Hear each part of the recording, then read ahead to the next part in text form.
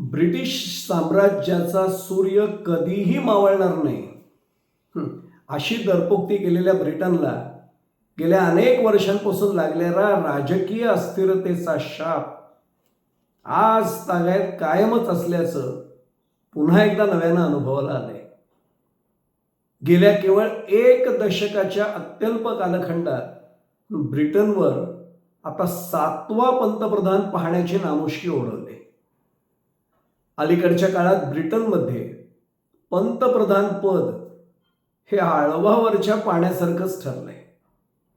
राजकीय अस्थिरतेला नजीकच्या भविष्यात देखील पूर्णविराम मिळेलच अशी चिन्ह निदान सध्या तरी अजिबात दिसत नाहीये. खरं तर फार मोठं बहुमत प्राप्त करून विद्यमान पंतप्रधान सत्तेवर आले होते. मात्र असं असून सुद्धा त्यांना आकस्मिकरित्या पदत्याग करावा लागलाय आणि त्यामुळे ही बाब ब्रिटनमधल्या वाढत्या राजकीय अस्थिरतेचंच प्रतीक ठरलं असून दीर्घकालीन धोरणांची प्रभावी अंमलबजावणी करण्याच्या सरकारच्या क्षमतेसमोरच आता प्रश्नचिन्ह उभं राहिलंय. त्यातही पक्षांतर्गत बंडखोरी, वाढत्या राजकीय दबावामुळे पंतप्रधानांना आपल्या पदाचा राजीनामा द्यावा लागणं ही बाब ब्रिटनसाठी निश्चितच चिंताजनक स्वरूपाची ठरली हे कोणालाही नाकारता येणार नाही. म्हणूनच खरं तर आता हा विषय नव्यानं चर्चेच्या केंद्रस्थानी आलाय. याआधीच म्हटल्याप्रमाणे ब्रिटनचे पंतप्रधान कीर स्टारमर यांनी आपल्या पदाचा राजीनामा दिलाय. गेल्या सप्ताहाचा खरं तर प्रारंभच या अशा खूप मोठ्या राजकीय घडामोडीने घडल्या असल्यामुळे ब्रिटनच्या राजकीय वर्तुळात हा सर्वाधिक चर्चेचा विषय ठरलाय. विशेष म्हणजे प्रचंड बहुमतानं सत्ता मिळवलेली असल्यानंतर देखील केवळ 2च वर्षात कीर स्टारमर यांना पंतप्रधान पदाचा राजीनामा द्यावा लागलाय. स्टारमर यांच्या राजीनाम्याला पक्षांतर्गत तीव्र नाराजी एक प्रमुख कारण ठरलंय.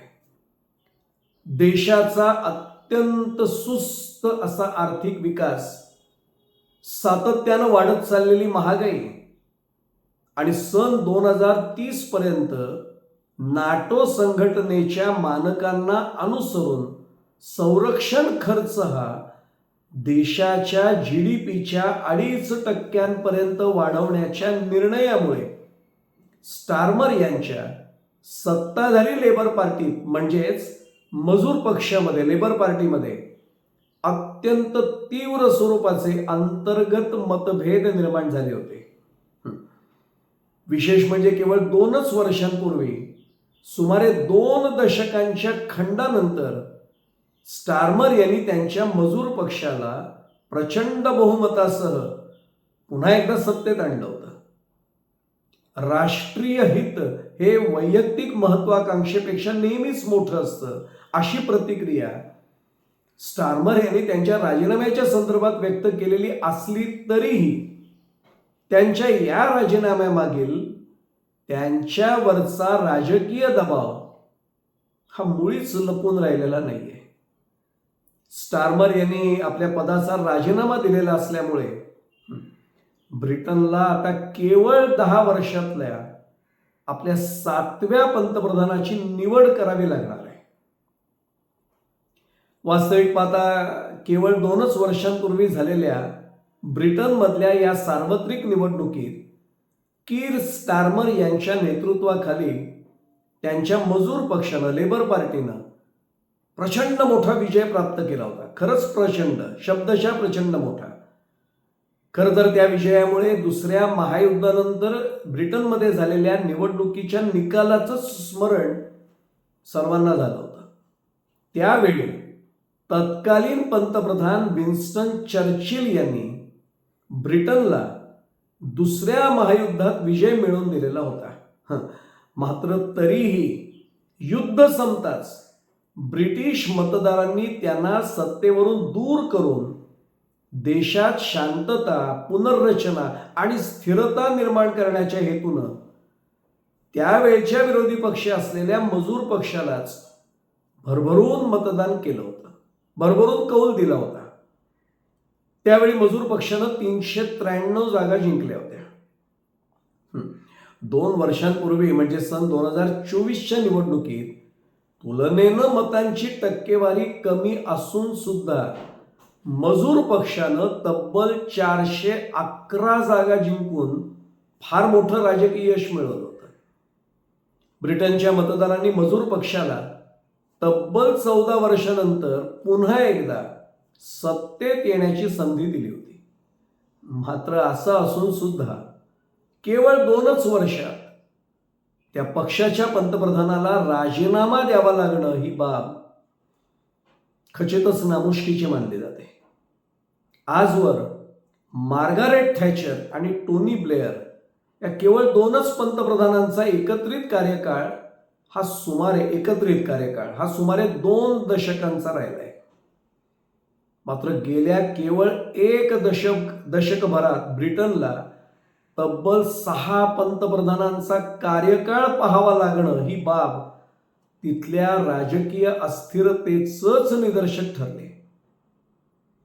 मुळातच ब्रिटनमध्ये हुजूर पक्ष आणि मजूर पक्ष हे 2च प्रमुख राजकीय पक्ष आहेत. अन्य लहान राजकीय पक्षांना देशात सरकार स्थापन करता येईल एवढा जनाधार आजवर कधीही नव्हता आणि भविष्यातही तो लाभेल अशी शक्यता मुळीच वाटत नाहीये. त्यामुळे तिथलं सत्ताकारण जे आहे हे सातत्यानं हुजूर पक्ष आणि मजूर पक्ष, कॉन्झर्वेटिव्ह पार्टी, लेबर पार्टी या 2च राजकीय पक्षांभोवती केंद्रित झालेलं असतं. याआधीच म्हटल्याप्रमाणे गेल्या अनेक वर्षांपासून ब्रिटनच्या राजकीय वर्तुळात कमालीची राजकीय अस्थिरता निर्माण झालेली आहे. प्रामुख्यानं ब्रेक्झिटच्या प्रश्नावरून ही राजकीय अस्थिरता उद्भवलेली आहे आणि केवळ त्याच मुद्द्यावरून सन 2019 पर्यंत 2 पंतप्रधानांना त्यावेळी पदत्याग करावा लागला होता. पंतप्रधान पद ब्रेक्झिटच्या मुद्द्यावरून सोडावं लागलं होतं. ब्रिटनच्या राजकीय घडामोडींचं विश्लेषण जर आपण केलं तर तिथल्या राजकीय अस्थिरतेसाठी मुख्यतः 2 ठळक कारणं समोर येतात. ब्रेक्झिट नंतर डळमळीत झालेली ब्रिटनची अर्थव्यवस्था आणि सत्ताधाऱ्यांनी त्या वेळच्या सत्ताधाऱ्यांनी बहुमत प्राप्त झाल्यानंतर त्या बहुमताचा लावलेला चुकीचा अन्वयार्थ ही ती 2 प्रमुख कारणं आहेत. यावेळी ब्रिटनला राजकीय स्थैर्य प्राप्त करून देण्यात स्टार्मर हे फारसे यशस्वी ठरलेले नाहीये, ते खरं आहे. अर्थात व्यक्तिशः केवळ त्यांनाच यासाठी दोषी ठरवणं हे योग्य नाही होणार. अलीकडच्या काळात संपूर्ण जगभरात निर्माण झालेली अस्थिरता हे कारण कोणालाही नाकारता येणार नाही. मात्र ब्रिटनच्या आजवरच्या राजकीय नेतृत्वानं घेतलेले काही निर्णय देखील या अस्थिरतेला कारणीभूत ठरलेले आहेत, हेही कोणाला नाकारता येणार नाही. गेल्या 10 वर्षात ब्रिटननं म्हणजे या दशकभरात ब्रिटननं युरोपीय महासंघाशी, युरोपियन युनियनशी तोडलेले संबंध म्हणजेच ब्रेक्झिटला दिलेला कौल हे तर फारच महत्वाचं कारण ठरलंय. त्याचे पडसाद अद्यापही उमटत असून स्टार्मर यांच्या कारभारातील प्रभावशून्यतेशी देखील त्याचा घनिष्ठ संबंध आहे. त्यातच अमेरिकेचे राष्ट्राध्यक्ष डोनाल्ड ट्रम्प यांचा आयात शुल्क वाढीचा म्हणजे टॅरिफ जे त्यांनी सुरू केलं तो निर्णय, रशिया युक्रेन युद्ध, अमेरिका इस्रायल आणि इराण यांच्यातला संघर्ष, अशा अन्य काही कारणांचा सुद्धा प्रतिकूल परिणाम ब्रिटनच्या अर्थव्यवस्थेवर झालेला आहे हे नाकारता येत नाही. अर्थात असं असलं तरीही स्टार्मर यांचे व्यक्तिगत काही निर्णय देखील त्यांना अडचणीत आणणारे ठरले. ही वस्तुस्थिती आहे, तीही कोणाला नाकारता येणार नाही, व्यक्तिशः स्टार्मरनाही नाकारता येणार नाही. त्यातही कुप्रसिद्ध एप्स्टीन फाईल्समध्ये नाव गोवले गेलेलं असून सुद्धा पीटर मॅन्डेलसन यांची अमेरिकेत ब्रिटनचे राजदूत म्हणून त्यांनी केलेली नियुक्ती कमालीची वादग्रस्त ठरली होती. मॅन्डेलसन हे सन 2024 पासून कीर स्टारमर यांचे व्यक्तिगत सल्लागारही आहेत. त्या नियुक्तीमुळे ब्रिटनच्या राजकारणात प्रचंड वाद निर्माण झाला होता. अर्थात आपल्याला या प्रकरणाची पूर्वकल्पना नव्हती असं सांगून स्टारमर यांनी हात वर करण्याचा प्रयत्न केला होता. मात्र तरीही स्टारमर यांना त्याचा राजकीय फटका सहन करावाच लागलाय. आगामी निवडणूक ही स्टारमर यांच्या नेतृत्वाखाली मजूर पक्ष जिंकू शकणार नाही अशी रास्त भीती पक्षात वाढू लागली होती आणि त्यामुळे स्टारमर यांना पक्षांतर्गत विरोधालाही मोठ्या प्रमाणात सामोरं जावं लागलं होतं. यंदाच्या मे महिन्यात झालेल्या ब्रिटनमधल्या काही स्थानिक निवडणुकांमध्ये स्टारमर यांच्या मजूर पक्षाला पराभवाचा सामना करावा लागला होता. अलीकडेच स्टारमर यांच्या मंत्रिमंडळातील अनेक मंत्र्यांनी राजीनामे दिले होते. संरक्षण खात्याला पुरेसा निधी न दिल्याचा आरोप करीत त्यांच्या मंत्रिमंडळातल्या संरक्षण मंत्र्यांनी देखील राजीनामा दिला होता. त्यामुळे स्टारमर हे याआधीच राजकीय दृष्ट्या चांगलेच अडचणीत आलेले होते आणि खरं तर त्याचंच पर्यवसान त्यांच्या या राजीनाम्यात झालंय असं म्हणावं लागेल. तसं पाहिलं तर निवडणुकीच्या राजकारणात विजय आणि पराभव हे नित्य होतच असतात. ते प्रत्येक देशातल्या राजकीय पक्षांना सहन करावे लागतात. पण 2 वर्षांपूर्वी झालेल्या सार्वत्रिक निवडणुकीत मावळत्या सत्ताधारी हुजूर पक्षाला अत्यंत दारुण अशा ऐतिहासिक पराभवाला सामोरं जावं लागलं असल्यामुळे ब्रिटनच्या राजकीय क्षेत्रात या निवडणुकीचा निकाल त्यावेळेपासून विशेष मानला गेला होता. त्या निवडणुकीत ब्रिटनच्या माजी पंतप्रधान असलेल्या लिज ट्रस यांच्यासह मावळते पंतप्रधान ऋषी सुनक यांच्या त्यावेळच्या सरकारमधल्या तब्बल 11 कॅबिनेट मंत्र्यांचा त्या निवडणुकीत पराभव झाला होता. सलग 14 वर्षांपासून सत्तेत असलेला हुजूर पक्ष हा त्यानंतर विरोधी पक्ष ठरला होता.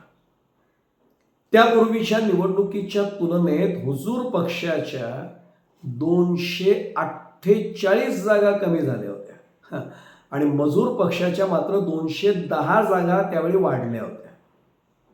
सन 1997 मध्ये टोनी ब्लेअर यांनी 418 जागा जिंकण्याचा त्यावेळी केलेला राजकीय विक्रम मोडण्यासाठी मजूर पक्षाला या निवडणुकीत केवळ 8 जागा कमी पडल्या होत्या. यावरून देखील मजूर पक्षाच्या यावेळच्या निवडणुकीतल्या विजयाचं महत्त्व कोणाच्याही सहजपणे लक्षात येऊ शकेल. 2 वर्षांपूर्वीच्या निवडणुकीत ब्रिटनमधल्या मतदारांनी मजूर पक्षाला घवघवीत यश मिळवून दिलं होतं. सर्वसामान्यांना परवडतील अशी प्रतिवर्षी 3 लाख घरं बांधून देणं, ब्रिटनमधल्या मुलांच्या शिक्षणासाठी वाढलेला जो भरमसाठ खर्च आहे तो कमी करणं, ब्रिटनच्या काही खाजगी शाळांमध्ये दरवर्षी 15,000 ते 50,000 युरोपर्यंत खर्च करणं, खाजगी शाळांना 20% इतका व्हॅट लागू करून त्यातून मिळणारा निधी हा सरकारी शिक्षकांच्या वेतनावर खर्च करणं, भारतासोबत धोरणात्मक भागीदारीचे धोरण अंगीकारून भारताशी मुक्त व्यापार विषयक करार करणं, अशी काही प्रमुख ठळक महत्वाची आश्वासनं मजूर पक्षानं त्यांच्या यावेळच्या जाहीरनाम्यात समाविष्ट केली होती. त्याचाही प्रभाव मतदारांवर पडला होता हे त्या निवडणुकीत स्पष्टपणे दिसून आलं होतं, अनुभवाला आलं होतं. 63 वर्षीय कीर स्टारमर हे सर्वप्रथम सन 2015 मध्ये खासदार म्हणून ब्रिटनच्या संसदेत निवडून आले होते. सन 2019 मधील पराभवानंतर मजूर पक्षानं स्टारमर यांच्याकडे पक्षाचं नेतृत्व सुपूर्द केलं होतं. स्टारमर यांच्याकडे मजूर पक्षाचं नेतृत्व आल्यापासून त्यांनी भारत आणि ब्रिटन यांच्यातल्या चांगल्या संबंधांचा सातत्यानं पुनरुच्चार केला होता. भारतासोबत मुक्त व्यापार करार महत्वाच्या टप्प्यावर येणार असल्याची ग्वाही त्यांनी जाहीररित्या दिली देखील होती. इतकंच नाही तर अधिकाधिक भारतीय नागरिकांसाठी व्हिसा आणि इमिग्रेशन प्रक्रिया सुलभ करण्याचं आश्वासन देखील स्टारमर यांनी त्या निवडणुकीच्या माध्यमातून, प्रचार मोहिमेच्या माध्यमातून दिलं होतं. त्यामुळे ब्रिटनमधल्या भारतीय मतदारांवर स्टारमर यांच्या व्यक्तिमत्वाचा आणि आश्वासनांचा मोठा प्रभाव पडला होता. स्टारमर यांची व्यूहरचना आणि तत्कालीन सत्ताधारी हुजूर पक्षाकडून झालेल्या प्रत्येक चुकीकडे मतदारांचं लक्ष प्रभावीपणे वेधून घेण्यात स्टारमर यांचं यश आणि भारतीय मतदारांना मजूर पक्षाकडे आकर्षित करण्याचं त्यांचं सकारात्मक स्वरूपाचं धोरण, या घटकांमुळेच मजूर पक्षाला यावेळी निवडणुकीत प्रचंड यश मिळालं होतं. गेल्या दशकभरात 10 वर्षांच्या कालखंडात एकाही पंतप्रधानाला आपला कार्यकाळ पूर्ण करता आलेला नाही. ब्रेक्झिट पासून प्रारंभ झालेल्या या राजकीय अस्थिरतेचं सावट ब्रिटनच्या राजकारणावर आजही कायमच राहिलेलं आहे. अलीकडेच झालेल्या पोटनिवडणुकीत ग्रेटर मँचेस्टरचे महापौर अँडी बर्नहॅम हे विजयी होऊन ब्रिटनच्या संसदेत प्रविष्ट झाले. त्यांचा प्रभावही जाणवतोय. कदाचित आता तेच यापुढील पंतप्रधान असूही शकतात अशी राजकीय वर्तुळात, ब्रिटनच्या राजकीय वर्तुळात चर्चा सुरू आहे. मात्र त्यानंतर तरी राजकीय अस्थिरता खरंच संपुष्टात येणार का आणि ब्रिटन खऱ्या अर्थाने राजकीय दृष्ट्या पुन्हा एकदा स्थिर होणार का, हाच खरं तर कळीचा मुद्दा ठरलाय. यात कोणताही संदेह नाही.